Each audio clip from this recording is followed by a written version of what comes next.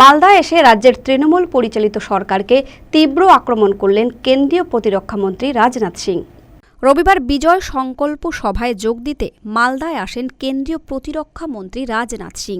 উত্তর মালদা কেন্দ্রের বিজেপি প্রার্থী খগেন মুর্মুর সমর্থনে নালাগোলায় বিজয় সংকল্প সভায় অংশ নেন তিনি। ভাঙা বাংলায় বক্তব্য শুরু করেন কেন্দ্রীয় প্রতিরক্ষামন্ত্রী রাজনাথ সিং। তৃণমূল সরকারকে তোলাবাজদের সরকার বলে কটাক্ষ করেন তিনি। কংগ্রেস ও সিপিএমেরও সমালোচনা করেন রাজনাথ সিং। কেন্দ্রীয় সরকারের উন্নয়নের ফিরিস্তি তুলে ধরেন। बहनों भाइयों, लंबे समय से इस पश्चिमी बंगाल में टीएमसी की सरकार को काम करते हुए आप ये देख रहे हैं।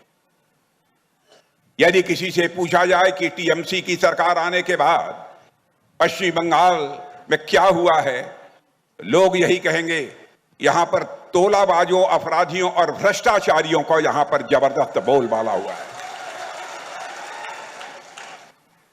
जो भी सरकारी ठेके होते हैं, मेरी जानकारी में है, यह टीएमसी में काम करने वाले कार्यकर्ताओं को ज्यादातर यह सब ठेके दिए जाते हैं। जनता की गाढ़ी कमाई को लूटने का काम इन लोगों के द्वारा किया जा रहा है। कानून और व्यवस्था नाम की कोई चीज पश्चिमी बंगाल में नहीं है। कैसे विकास होगा इस पश्चिमी बंगाल का? किसी भी राज्य के विकास की पहली शर्त होती है कानून और व्यवस्था का चुस्त दुरुस्त होना। यदि लॉ एंड ऑर्डर, कानून व्यवस्था यदि ठीक नहीं है तो किसी भी सूरत में राज्य का विकास, मेरे बहनों भाइयों, नहीं हो सकता है।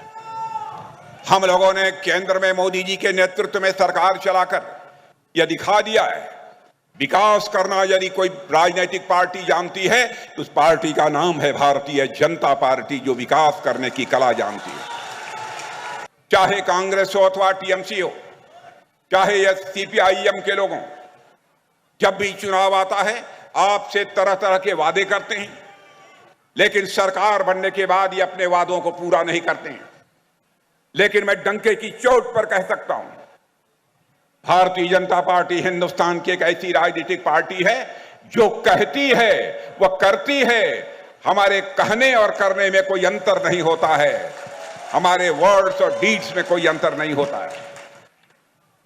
मैं आपको याद दिलाना चाहता हूं, वर्षों पहले हम लोगों ने कहा था हमारी सरकार आएगी, जम्मू कश्मीर को धारा 370 के अंतर्गत जो विशेष अधिकार प्राप्त है हम उसको समाप्त करेंगे और जम्मू कश्मीर का भी वही दर्जा होगा जो हिंदुस्तान के अन्य राज्यों का दर्जा होगा।